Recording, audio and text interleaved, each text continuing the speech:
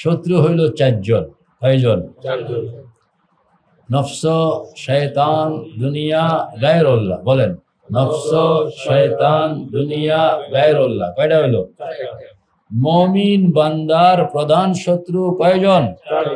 কে কে?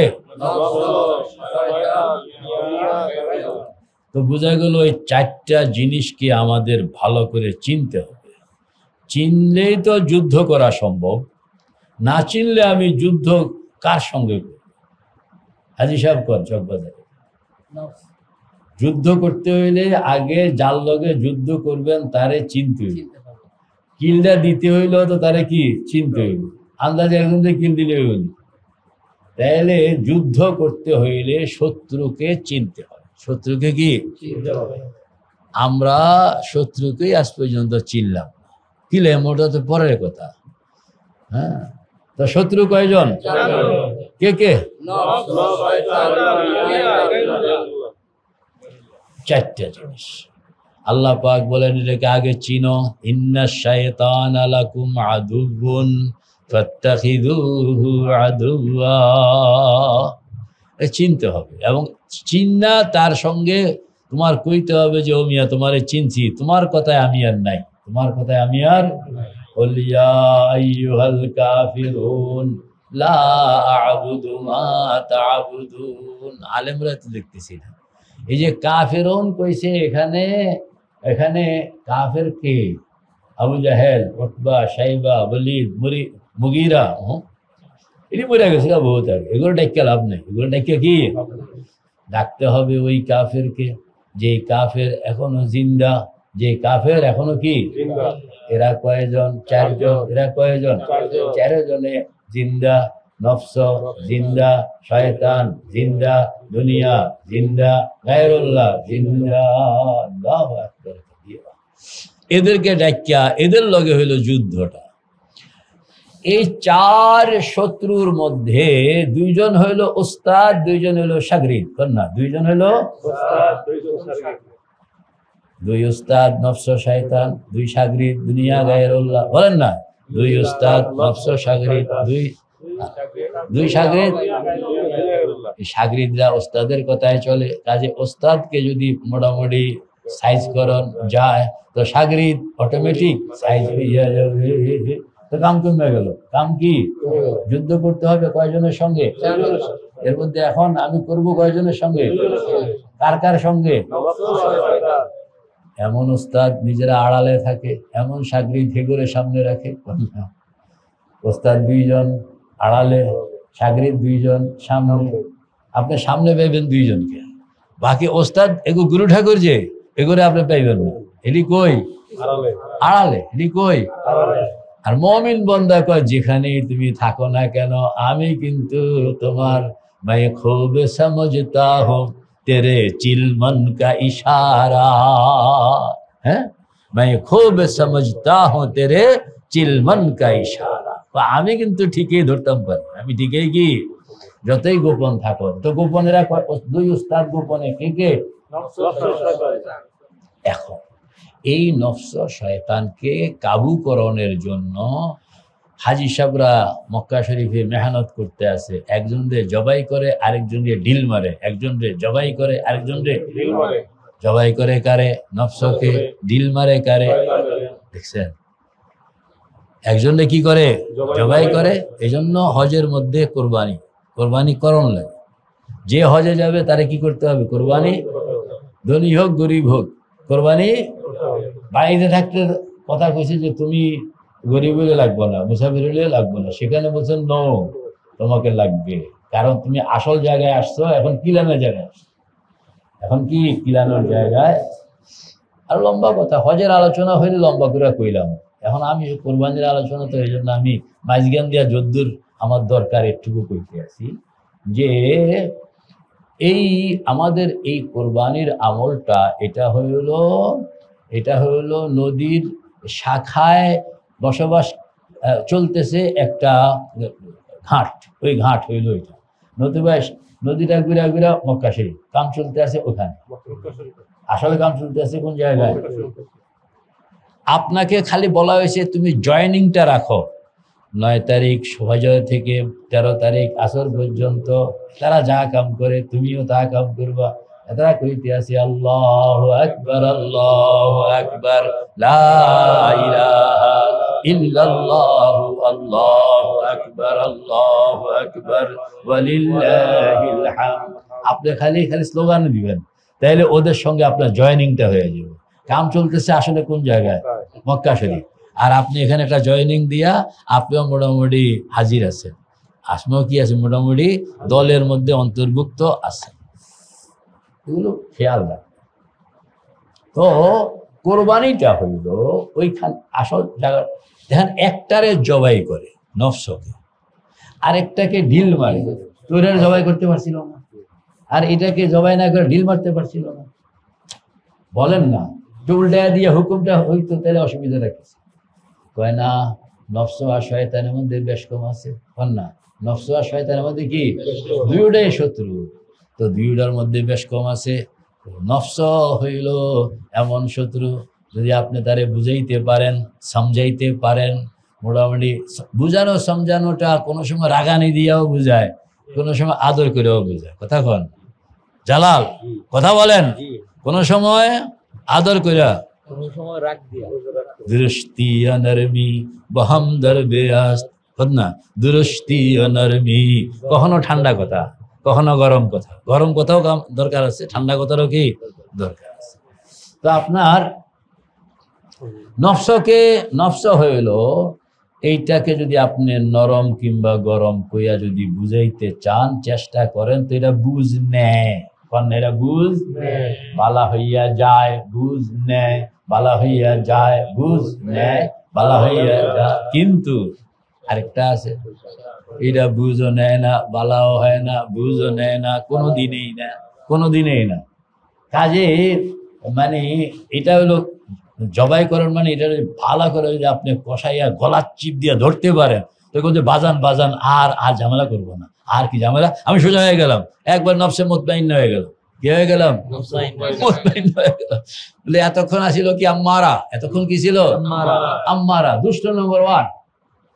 আর এখন কয়েক আমি সোজা হয়ে গেছি, আমি কি হয়ে গেছি। তো এটা চেঞ্জ হয়, এটা কি হয়? হ্যাঁ, এই চেঞ্জিংটা বোঝানোর জন্য, মানে জবাই করা মানে তুমি যদি এটার উপরে মেহনত করো, তাইলে এটার নোংরামিটাকে জবাই করে দিয়ে তুমি তাকে নতুন আরেকটা জীবনে আনতে। কিন্তু শয়তান এটারে কোনোদিনই ইসলাহ করতে পারবা না, কারণ এটা হইলো এই টিকিট লইয়ে আসছে যে এটা কিয়ামত পর্যন্ত আর ফিরবে না। ফাইন্নাকা রাজিম ওয়া ইন্না আলাইকা লানাতি ইলা ইয়াউমিদ্দিন, কিয়ামত পর্যন্ত সে লানত নিয়ে আসে। যতই আপনি হযরত ইয়াহইয়ার সঙ্গে দেখা হয়েছিল আলাইহিস সালাতু ওয়াস সালাম, কার সঙ্গে? কার সঙ্গে দেখা হয়েছিল? শয়তানের সঙ্গে। রওনা করছে মাঝখানে হাক্কা খেয়া, নৌকার মধ্যে উঠছে দুই যাত্রী, কয় যাত্রী? খেয়া পার হইতে আছে। খেয়া কি? এখন যাত্রী 2 জন, হযরত ইয়াহইয়া আলাইহিস সালাম আর নতুন একজন। হযরত ইয়াহইয়া চিনেন না, আমার এলাকায় থাকে, নৌকায় উঠলো আমার সঙ্গে, একত্রে যাইতেছে, নদী পার হবে, তার চিনি না। হযরত ইয়াহইয়া বললেন যে লোকটাকে চিনি না। কি? আসসালামু আলাইকুম। ওয়ালাইকুম সালাম। ভাইজান বাড়ি কোন জায়গায়, কি নাম?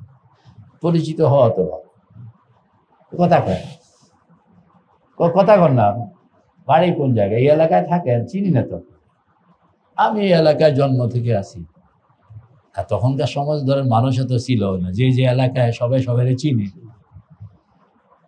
কথা কয় না। তা আবার কইতে আছে রাগসাক করলেন, কি নাম, কই থাকে? ডরে কই না, কথা বলেন, ডরে কথা কই। বলে কি ডর? ওই যে আবার আপনি মাইন্ড করেন কিনা নাম শুনলে। আমি তো এত খারাপ না যে পথিকের কোনো কথায় কষ্ট পাইয়া মাইন্ড করবো। বলেন বলেন, অসুবিধা। আমার নাম ইবলিস। কথা বলেন, আমার নাম কি? ইবলিস। তো হযরত ইয়া কত এটা যে আপনি এত বিশাল ব্যাপার। আরে মিয়া সাহেব, তোমার নাম তো আমি অনেক শুনছি, তোমারে কোনোদিন দেখলাম না, বরং তো তোমার দেখতে খুশি লাগতে আছে আমার। হ্যাঁ, আজকে দেখলাম। তো ভালো কথা বুঝলাম, কেমন আছো টাছো কও, সুখ দুঃখ কিছু শোনাও। তো ইবলিস কইতে আছে যে কথা তো সুখেরও আছে দুঃখেরও আছে, কোনটা শুনাইতে আগে? দুঃখেরটা আগে শোনাও, এরপরে সুখেরটা শুনে। দুঃখের কথাটা কইতাম। দুঃখের কথা কি কইতাম ভাই? বনি আদম যে পাজির পাজি, কত নম্বরের পাজি, আমার থেকেও বেশি পাজি। বনি আদম বলে কি দোষ করল? কয় যে এটারে আপনি জানেন না, একটা মানুষকে আমি আমার লাইনে আনতে কত যে মেহনত করণ লাগে তার পিছনে। এরা চিন্তা করে, ওইরা চিন্তা করে, এরা চিন্তা করে, ওইরা চিন্তা করে, কোরআন চিন্তা করে, হাদিস চিন্তা করে, আলেম চিন্তা করে, মাসলা চিন্তা করে, বাপ্পা চিন্তা করে, সমাজ চিন্তা করে। আমি তারে ডাইনে বামে কত রকমের খোঁচাই যে আমার লাইনে আয় বেড়া। হ্যাঁ, যদিও আমি তাকে গলত লাইনে নিতে চাচ্ছি, কিন্তু তাকে গলত লাইনে আনতেও কিন্তু আমার মাথার ঘাম পায়। কথা বল না, মাথার ঘাম পায়। তো কি পাজি পাজি। হ্যাঁ, এরপরে ধরেন আমার তো কামে হইলো, আমার ইনকাম হলো যত মানুষকে গোমরা করতে পারি তত আমার ইনকাম। আমার ইনকামটা কি? মানুষকে যত গোমরা বেশি করতে পারি তত আমি, আমার পার্টির ইনকাম বেশি। এটা নিয়ে পুরস্কারও দেওয়া হয়, আমি আমার লোকজনকে পুরস্কারও দিই, যে যত বড় আকাম করতে পারে, যত বেশি আকাম করতে পারে তাহে তত বড় পুরস্কার, বেশি পুরস্কার দেই। কিন্তু খুব কষ্ট, আরো কষ্ট। কয় যে একটা লোকরে 70-80 বছর পর্যন্ত ইতারে আমি আকামের মধ্যে রাখছি, এই 2 দিন বাদে মরে যাবো, 1 দিন বাদে মরে যাবো। এই লোকটা প্রত্যেকে হুজুর একজন আশা উঠলো, ওনার নিজের কথা কয়াইয়া তওবা করাইয়া বুঝলেন আমার 80 বছরের মেহনত বরবাদ করে দেয়। তো কেরম লাগে শুনকর, কি বাজির বাজি। কথা বল না।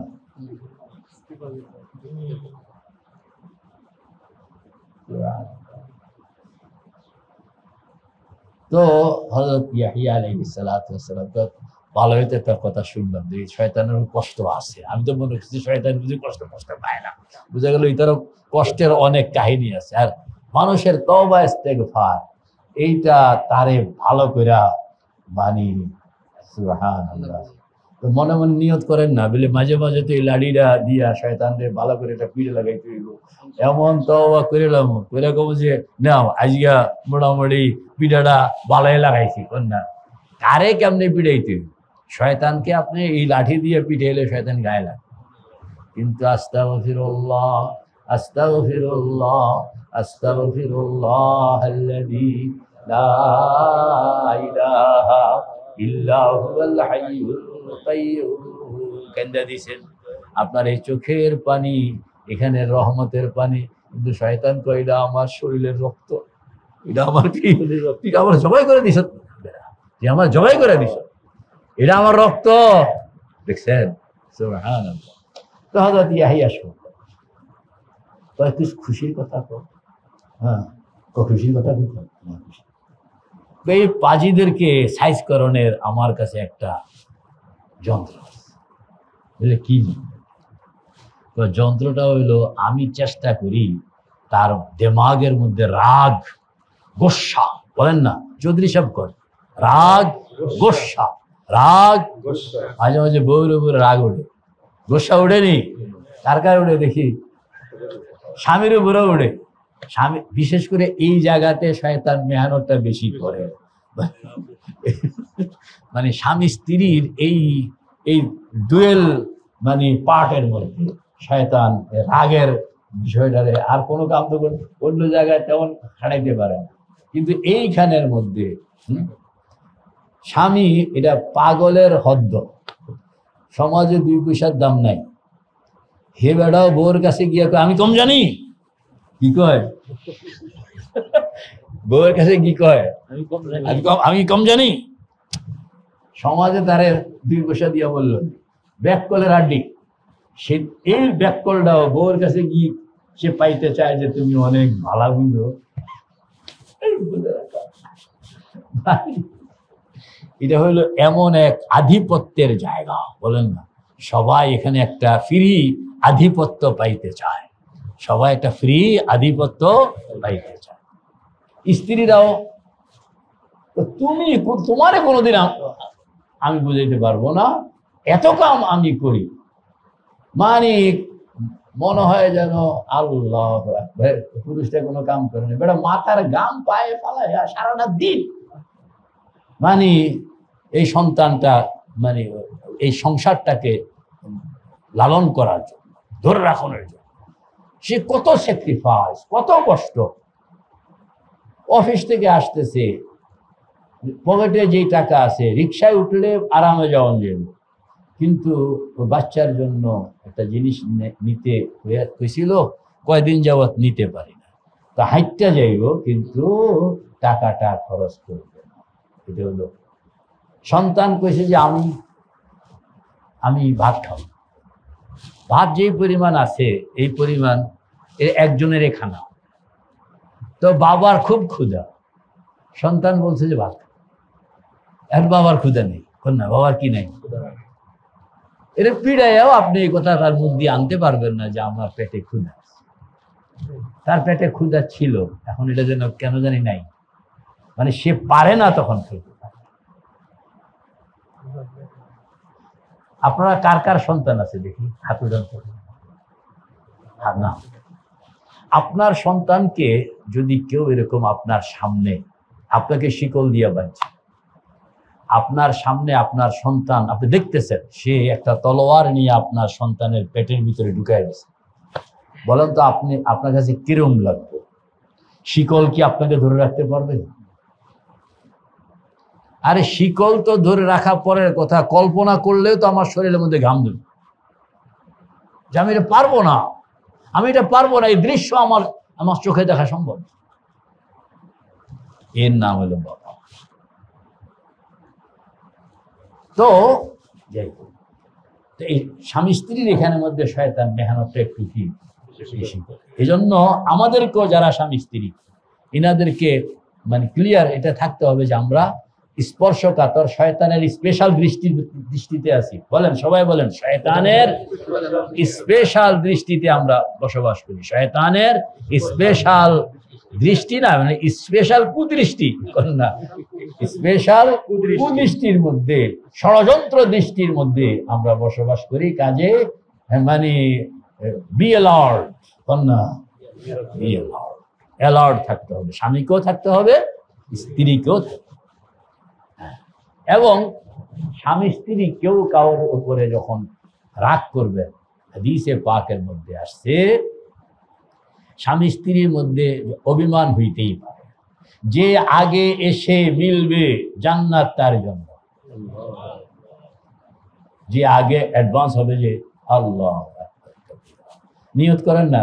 কারণ যদি এরকম কোনো বেদল মসজিদে আয়সা থাকলেন, আমাদের এক বুজুর্গ ছিলেন, তো আপনার হুজুরেরা মসজিদে রওনা করছে, তো রওনা করছে আপনার রাস্তায় রওনা করছে, এমন সময় ধরেন না স্বামী স্ত্রী তো হয় না, সবে দিছে কিন্তু পান সুপারি ঠিক করে দেয়, কিংবা পান দিছে, জর্দা দিছে, সুপারি দেয়, মেজাজটা খারাপ হয়ে গেছে, আমার টাইম নাই, আজান হয়ে গেছে, তুমি এখনো সুপারি দিলা না, একটু গরমাগরমি হয়ে গেছে।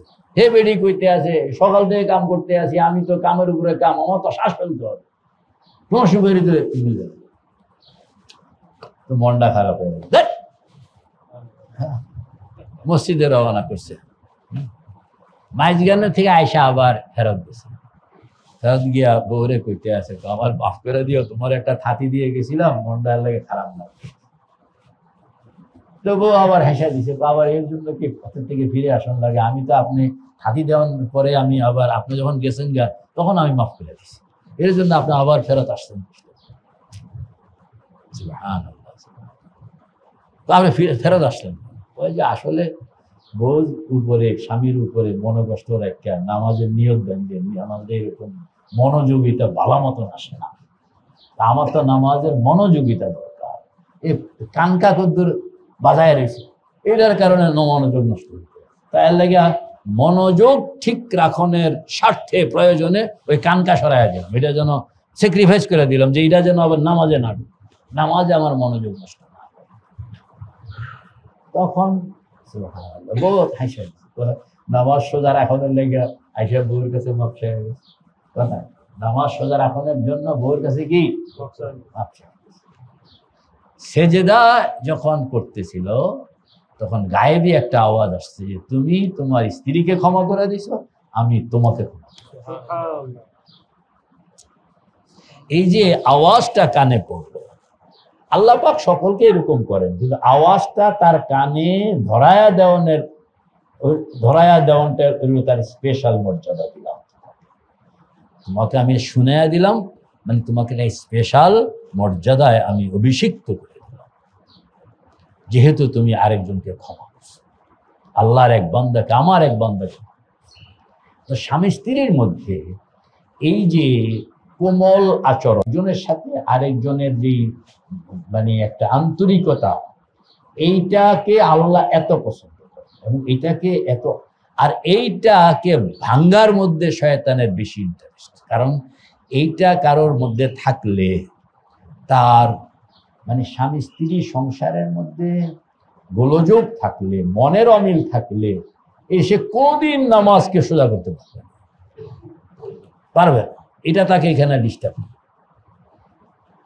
ইবাদত বন্দেগীর জায়গা থাকে, বিশেষ করে মনোযোগের জায়গা থাকে ডিস্টার্ব।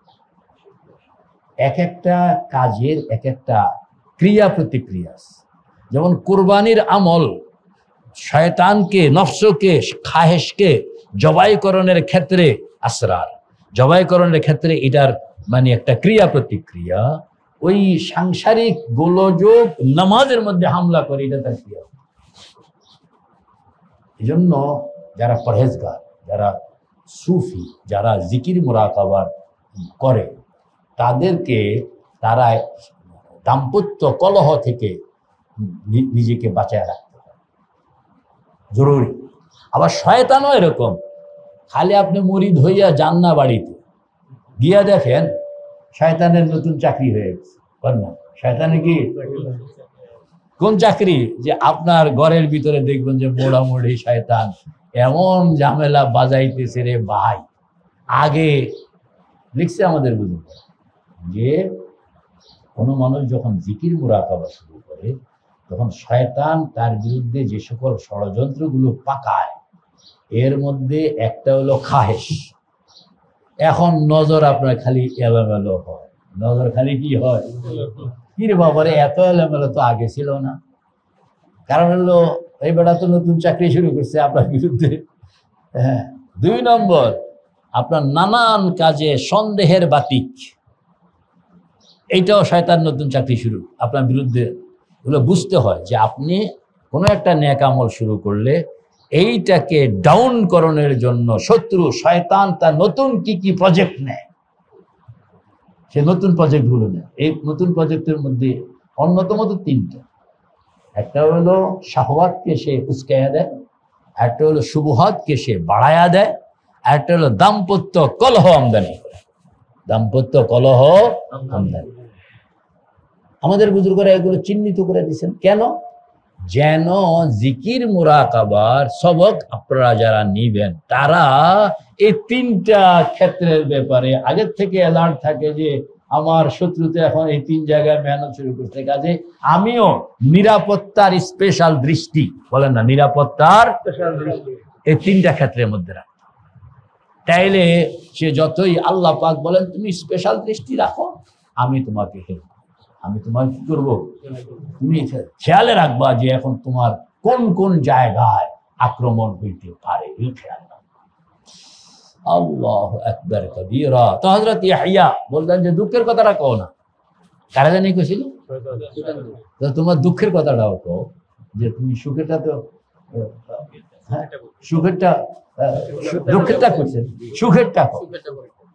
সুখেরটা হলো যে এই পাজির পাজি মহাপাজি কারে কইতে আছে, বনি আদম রে, শয়তান কারে কইতে আছে, এইটারে সোজা করতে হইলে আমার লাইনে, আমার হাতের মুঠে আনানোর জন্য আমার কিছু কৌশল আছে। কৌশল হলো তার দিমাগের মধ্যে আমি আগুন ধরাইতে চেষ্টা করি। কারণ এটা দিয়ে তো বারবার ফিকির করে যে হুজুরে কি কইব, মায় কি কইব, এই আকাম কর, কয় যে আর এই আকাম করলে আবার হুজুরে কি কয়, সমাজে কি কয়, মা বাবা কি কয়, কোরআনে কি কয়, হাদিসে কি কয়, মাস্টার দিমাগ দিয়ে এগুলো চিন্তা করে না। তো শয়তান কয় আমি বয়ে থাকতে হয়, এই বেটা কখন চিন্তা করে ভাব এরা আমার পক্ষে আসবে, এত খালি ভাবতে আছে। তো তাকে শয়তান চিন্তা করতে ভাবতে দেওয়া যাবে না, ভাবতে দেওয়া, বরং আমি কনের লগে লগে যেন অর্ডার, কনের লগে লগে মাননের জন্য তৈয়ার, মাননের জন্য কি তৈয়ার, এরকম তাকে বানাই। কখন?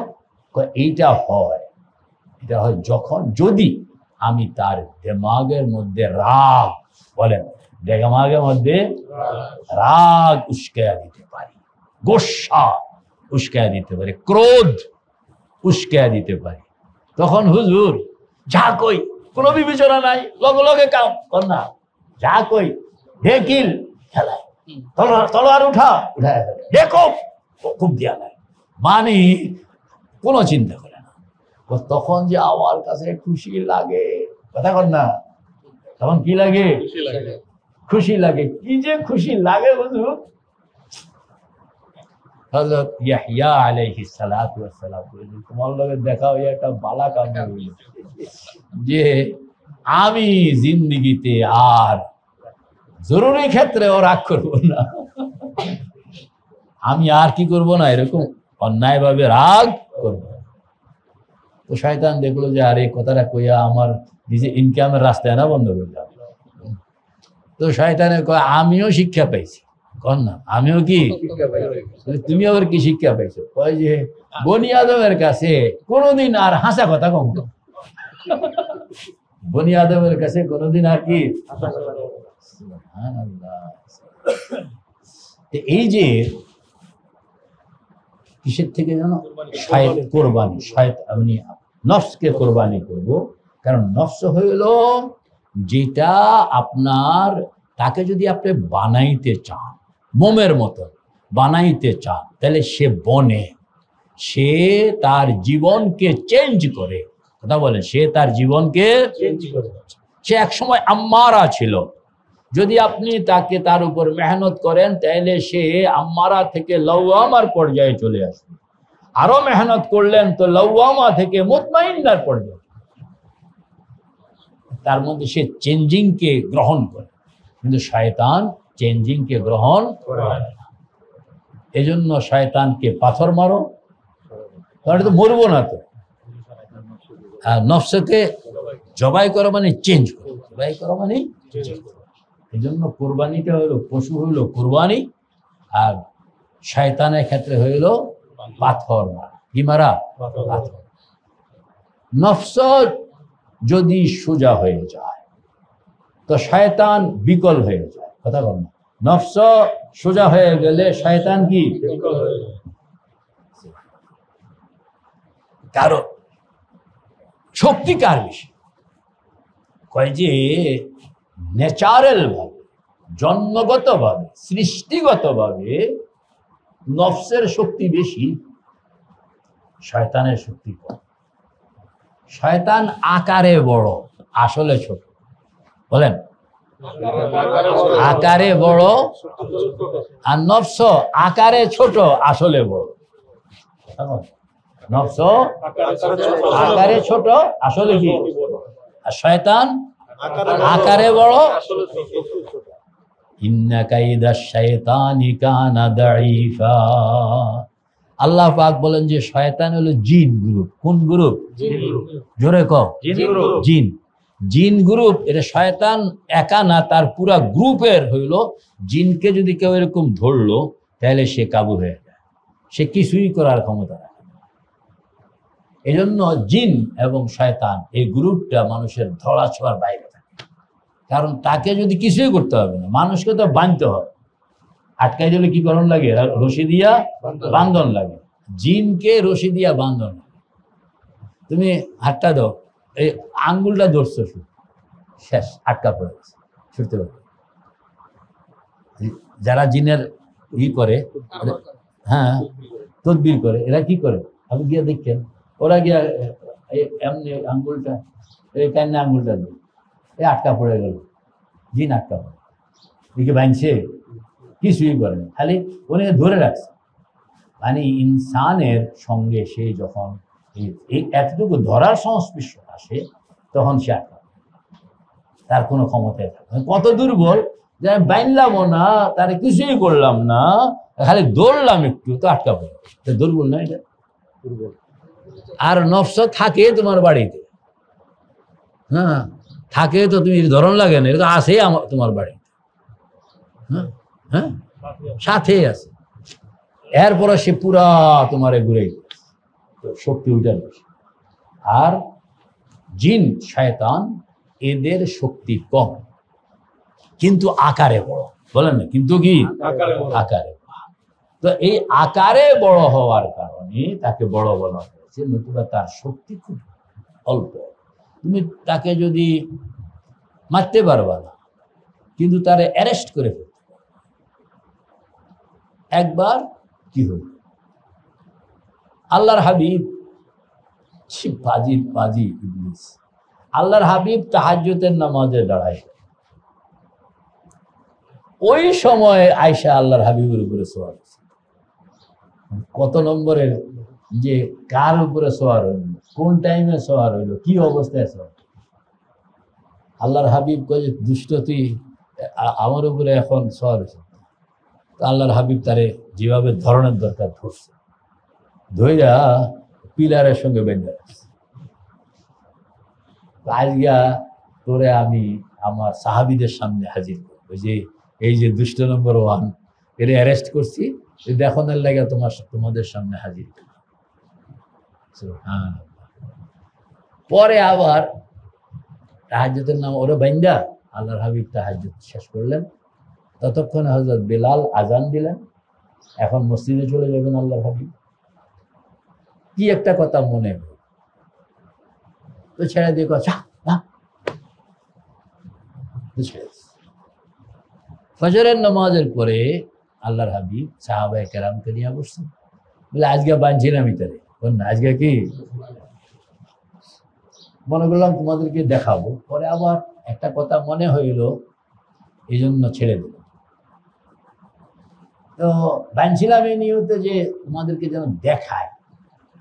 পরে আবার চিন্তা করলাম যে আমার সাহাবীরা আমি না দেখাইলেও তারা দেখাইলে যতটুকু বিশ্বাস আমার কথার উপর রাখে, না দেখাইলেও তার চেয়ে কম বিশ্বাস রাখে। বিশ্বাসের কোয়ালিটি আমরা না দুর্বল, সাহাবায়ে কেরাম। আচ্ছা, ছেড়ে দিছেন কেন ইয়া রাসূলুল্লাহ?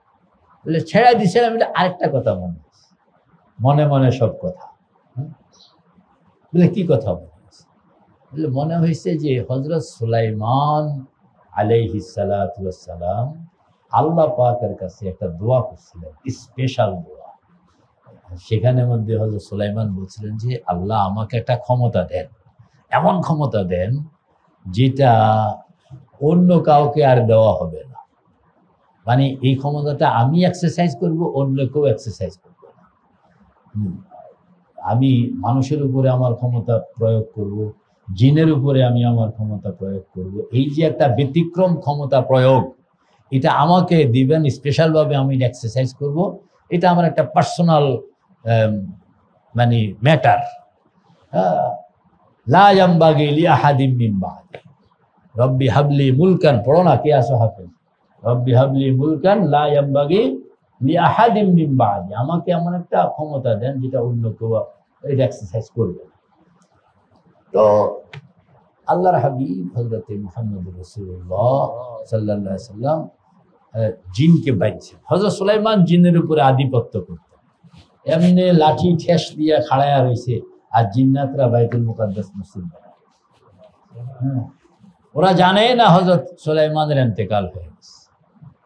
যখন লাঠি পোকায় খাইয়া নিচে দিয়া নষ্ট করে ফেলছে কয়েকদিন পরে, তখন এরা জানছে যে আরে দেয় না, এ তো অনেক আগেই হযরত সুলাইমান বিদায় নিয়ে গেছে। আমরা এই 5-7 দিন অতিরিক্ত আরো বেশি খামোখা শ্রম দিছি, খামোখা কি তো যারা এই কথা কইতে পারে খামোখা শ্রম দিছি এটা করে পিড়াই কাম করাইতে কথা বল না, এটা করে কি করাইতে হইব? কারণ পরে প্রমাণ হয়েছে আসলে এটি পিঠা খাওয়ান না পাবলিক, এটি কি পাবলিক পিঠা খাওয়ান ছাড়া কাম না করেন না পাবলিক, এই জন্য ভয় কাজ। আল্লাহ আল্লাহর হাবিব বদরের যুদ্ধে আল্লাহর হাবিব কাঁদতেছিলেন। তো আল্লাহর হাবিব বললেন যে আশিরু আলাইয়া, আশিরু আলাইয়া, আমাকে পরামর্শ দাও আমি এখন কি করতে পারি, আমাকে পরামর্শ দাও আমি কি করতে পারি। তো সাহাবায়ে কেরাম এক একজনে এক এক পরামর্শ দিচ্ছেন, কিন্তু আল্লাহ রসুল বারবারে বলছেন আশিরু আলাইয়া, আমাকে পরামর্শ দাও। হযরত মিকদাদ আনসারী সাহাবী উনি দাঁড়াইলেন, বলে ইয়া রাসূলুল্লাহ আপনি তিনবার এই কথা বলছেন আশিরু আলাইয়া, আশিরু আলাইয়া। পরামর্শ দেওয়া হচ্ছে কিন্তু ওই পরামর্শের দিকে আপনার খুব মনোযোগ না, আপনি বারবারে একই বাক্য বারবার রিপিট করতেছেন যে আশিরু আলাইয়া। আমি বুঝতে পারছি যে আপনার বাক্যের মর্ম কথাটা কি। তখনই তিনি বললেন, কারণ বদরের যুদ্ধে আল্লাহর হাবিব যুদ্ধ করতে আসেন, আসছেন অন্য একটা টার্গেট, একটা বণিক কাফেলাকে উনি আটকানোর জন্য, যুদ্ধ করার জন্য আসেন, কিন্তু পড়ে গেছেন সামরিক বাহিনীর হাতে, আসছেন অপ্রস্তুত। হ্যাঁ, তখনই আশিরু আলাইয়া, আশিরু আলাইয়া, এখন কিছু কইতেও পারে না, তো বলছে আমাকে পরামর্শ দাও, আমাকে পরামর্শ।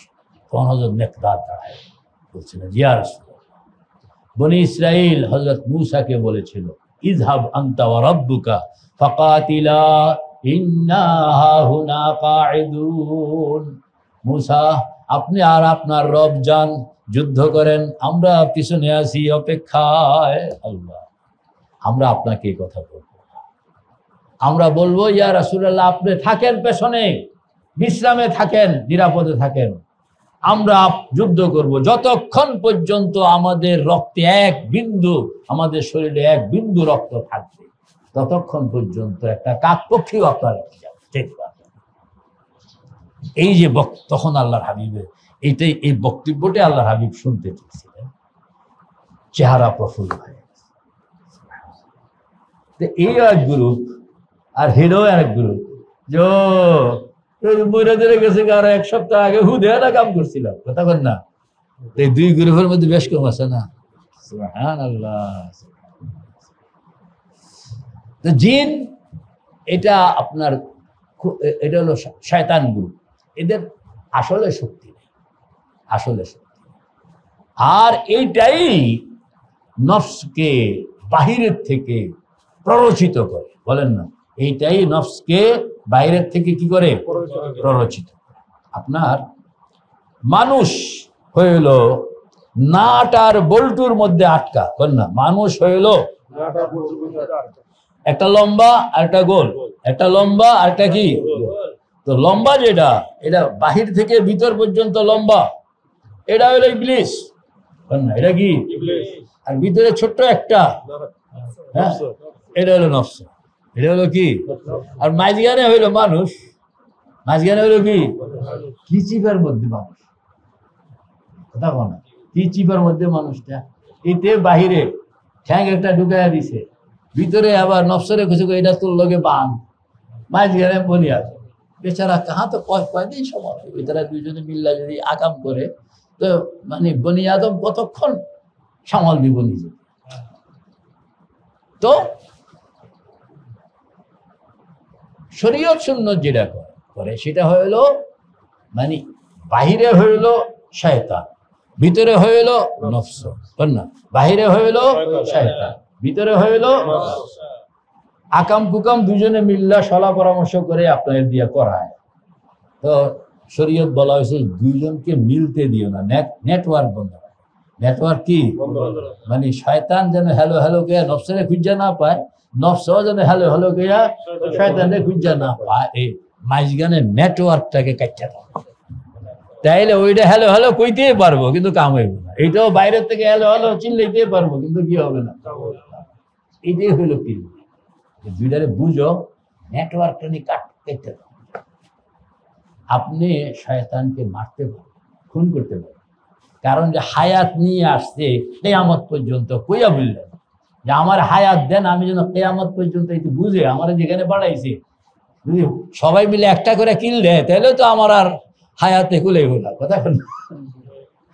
সব বনি আদমরা ব্যাকে মিললে যদি একটা করে কিল ইবলিসের দেয় ছামা দিতে পারবো, বুঝে আল্লাহ কি লাগার যেটাই করো আল্লাহ হায়াতটা আপনি ধরে রেখে কথা বল না। আনজিরনি ইলা ইয়াউমি ইউবাসুন, আমারে কিয়ামত পর্যন্ত আল্লাহ আমার হায়াত দেন। আপনি যদি হায়াত দেন কিলাইতে পারবো, মারতে পারবো না কথা বল না। হায়াত দেন কিলাইতে পারবো, চালাক কত নম্বর না কাজে আপনি মারতে পারেন। সুবহানাল্লাহ। আল্লাহ রাসূল এরকম ভাবে এই যে বানছে তো ছেড়ে দিয়েছে, হ্যাঁ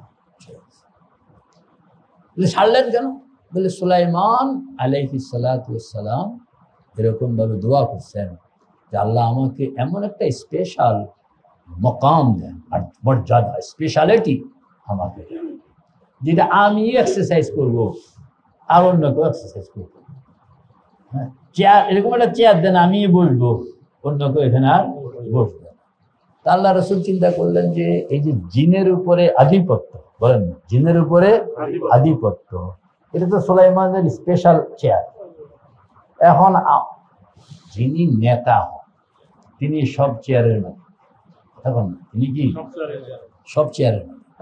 যিনি কোন একটা অফিস, আমাদের ইসলামিক ফাউন্ডেশন, তা আমাদের নেতা হইলেন মহাপরিচালক, তো ওনার একটা চেয়ার আছে, কিন্তু উনি যদি ওনার অধীনস্থ কোনো পরিচালকের আমার এখানে আসেন, তা আমার এখানে এসে আমার চেয়ারে বসে তো অন্যায় হবে, তো কি হবে না, এটা ওনারও চেয়ার। এই চেয়ারটার মধ্যে উনি আমার জুনিয়র অফিসার তার চেয়ারও যদি উনি বসেন তাহলে ওইটা অন্যায় হবে।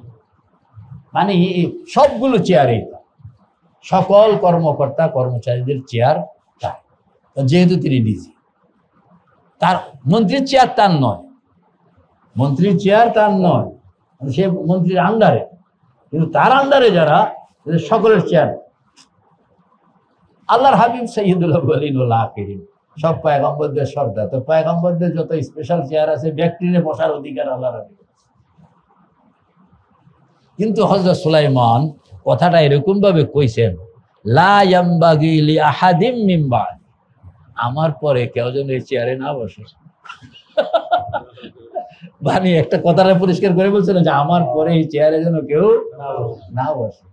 আল্লাহ রাসূল চিন্তা করলাম যে আমি যদি এটারে এখন বাইন্দা আমার সাহাবীদের সামনে হাজির করি তাহলে করতে তো পারি, কিন্তু হযরত সুলাইমান যদি মানে হাসরের দিন দেখা হইলে আমারে কয় যে আপনার কি রকম অভাবটা লাগলো যে আমার স্পেশালিটিটা আপনি ভেঙে দিলেন, এই কথা কইতে পারে। মানে এই জন্য এই কথা মন না, তাহলে এটা ভাঙ্গা ঠিক হইল, এটা ভাঙ্গা কি ঠিক হইব না, এটা ছেড়ে দিয়া আমার সাহাবীরা আমার কথাতে এমনি বিশ্বাস করে। এগুলো হলো আসরা, মানে হাকায়েক। আপনাকে যদি আপনি শয়তানকে, শয়তান আবার এটা তো বড় আকারে বড়, কিলাইতে সহজ কথা কন না, আকারে বড় হইলে কি লাভ, বুঝলো না রে, আকারে বড় হইলে কিলাইতে সহজ, আকারে ছোট হইলে কিলান যায়। আবার একটা পিঁপড়াকে কিল দেওয়া কঠিন আছে, হাতিকে কিল দেওয়া সহজ। হাতিকে কিল খালি মুখ আসতো, খালি হাতটা বাড়াইলে দেখবেন হাতির গায়ে লেগে গেছে, হ্যাঁ হ্যাঁ মিশে গো না, আল্লাহু আকবার। কিন্তু একটা পিঁপড়াকে আপনি কিলাইতে হইলে বুঝে লইতে হইব, বুঝে এটা কই আছে এটা বের করতে হইব, এরপরে কেমনে কিলটা দিলে লাগবো এটা বুঝতে হইব, তাহলে কোন ফাঁকি দিয়ে এটা বেড়ে যাবো আপনি টেরেই পাবেন।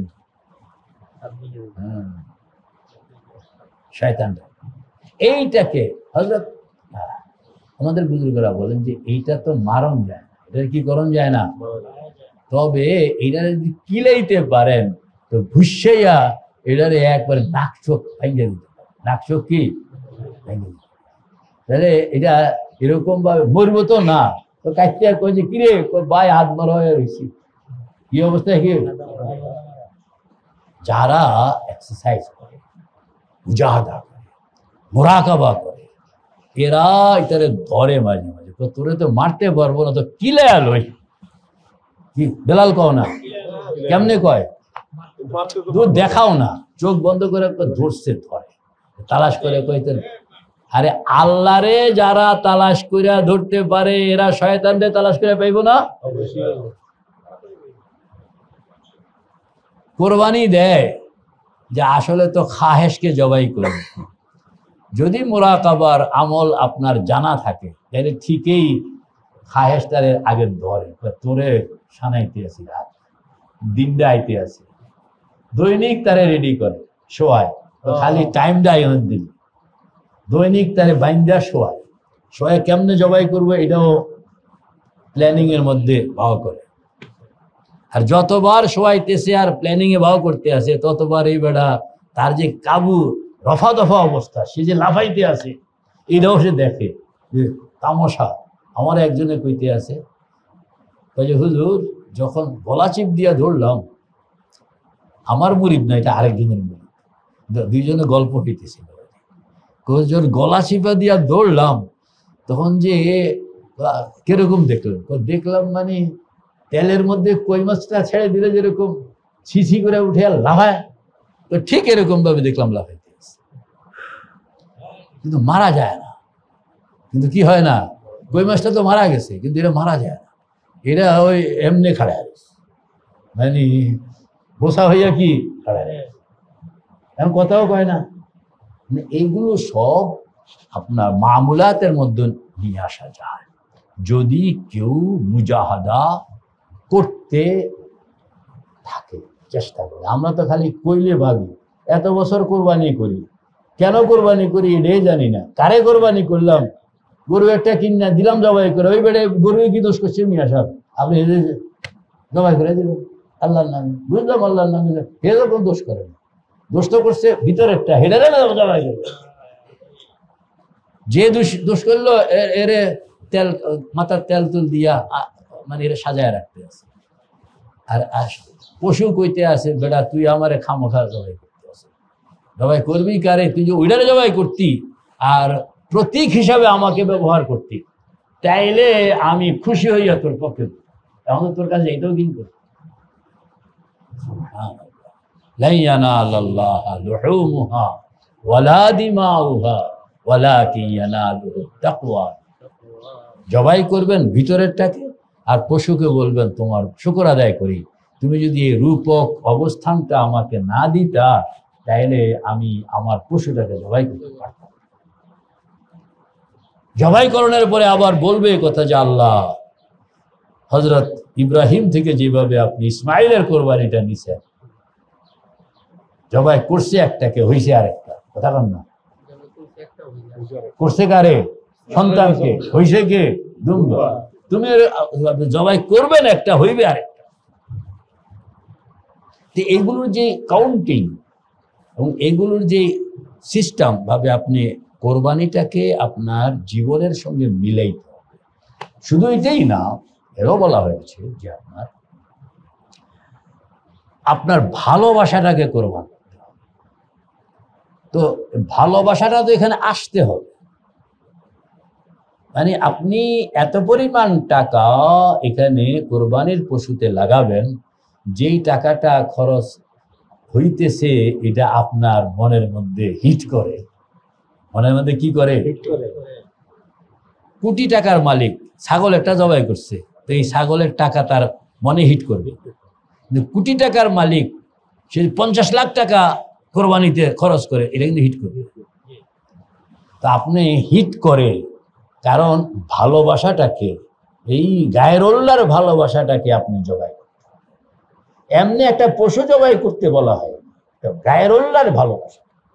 হযরত ইব্রাহিম সন্তান জবাই করেন নাই, সন্তানের মায়াটা জবাই করছে,